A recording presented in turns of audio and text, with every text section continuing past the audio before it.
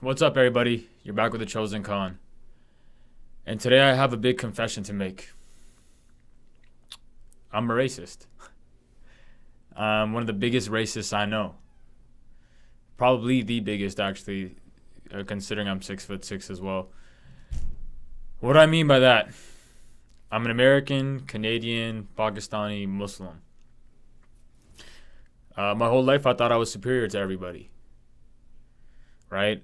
As a kid, being a Muslim, I was told, don't hang out with anybody that's not Muslim. So I automatically thought I was better than people.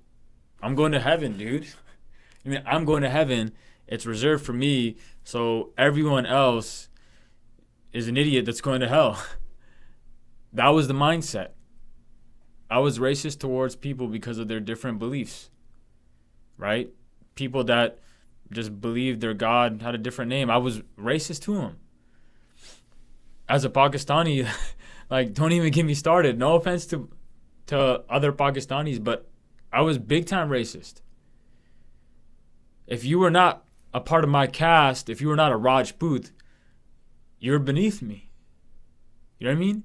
I'm a prince's son or whatever. Give me the Rajput warrior clan. I'm better than you. That's how I was. That's what I thought. That. Hey, you're Pakistani too. That's great, man. But what's your caste? Oh, you're not Rajput. Okay, dude. Yeah. Great, man. Great talking to you. Sucks to be you. And that was my life. I mean, I remember just being a kid and not being friends with people that were Sikh. Because you know what? Muslims and Sikhs don't get along. I was racist to Sikhs, and I'm Punjabi, and they were Punjabi as well. So we had that same culture and we were from the same place, but because they were Sikh, man, oh, yo, dude, you're beneath me. Or, yo, you don't cut your hair, man? That's weird. Do you shave your armpits? That was me. I was racist. Being brought up in Vancouver, I hate Chinese people.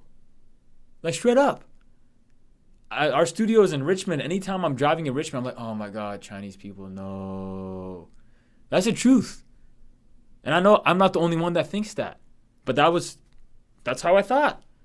You know what I mean? I'd see someone driving and they're driving slow and I'm like, oh my God, this must be a fob.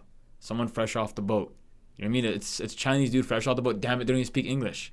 I didn't consider them humans. I was racist to them. That's the honest truth. You know what I mean? As a Muslim, in the Muslim community, I look down on black people. You know what I mean? I look down on black people. That's the truth. Someone that I really hold in high regard, his name is Zayd Abdulaziz. He played in the NBA. He was a convert. His name used to be Don Smith. New Year's of this year, 2017, I remember I spent 3-4 hours with him just sitting down talking to him. And he told me, he said, look, man, when I became a Muslim, it was hard going to the mosque, right? He was like, the Pakistani, he said Pakistani people treated him like crap, like he was a lesser being. And I was like I see that, I feel it. I mean, black Muslims are treated bad. There's racism inside mosques, it's a real thing. But I go to all these rallies, right? I do these protests. I remember we did the protest on the National Day Against Racial Discrimination. You know how many people showed up? The National Day Against Racial Discrimination, you know how many people showed up?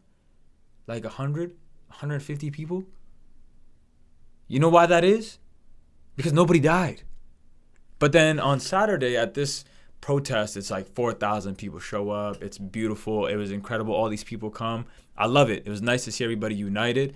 But man, I couldn't help but get the feeling that these guys should be protesting me because I am racist.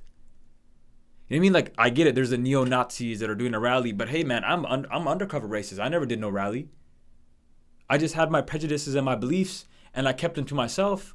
But it would go into my interactions. You know what I mean? When I went to UBC, I didn't consider these fob Chinese kids. I would just look right past them until I started meeting some. My boy Charles Dye, this kid at UBC, he made me he was an incredible guy, and he was someone that, in my mind, that was what I used to consider was that's not a human being. You know what I mean? So today I just really wanted to get this off my chest that, you know what, like this racism, I get it, man. We can do a protest every week.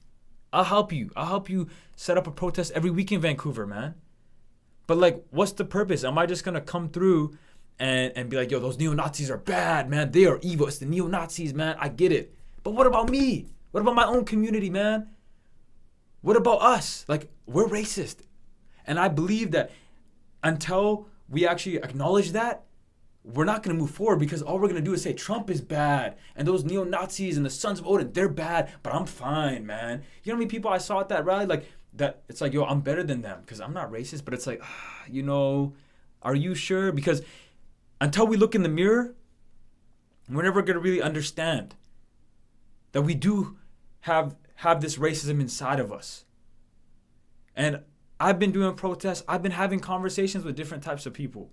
I've been doing it, and the racism that I had in my heart, it's like slowly been deteriorating. It's been going down. It's been going lower and lower. But it's a battle every day. You know what I mean? When someone doesn't look like me, there's in my head, I'm like, you know what? That person is inferior to me. He's beneath me. So honestly, I just want to say, look, protesting and all of that, do what you got to do 100%. But man, I might have to get banned out of Vancouver because I'm probably the most racist person here. Yo, by the way, Luke, I love white people, so don't leave. You know what I mean? I love you. You guys are great. Y'all are awesome, man. I wanted to say this for a while because as a kid, I would notice the racism, and even growing up, I noticed the racism. And if we don't come together, if we don't go and like solve this problem within ourselves and then within our families, within our respective friend groups, it's gonna be the same. No matter how many times we all get together with banners and all that. And so, like, I know I say it a lot, but love over fear. And I think the key is I gotta love myself, and then I gotta start loving people for who they are. You know what I mean? Because I could just as easily be that fresh off the boat brown kid with an accent, or that Asian kid that's got all this money and all these things. You know what I mean? But I ain't better than nobody. And that's the truth. Peace.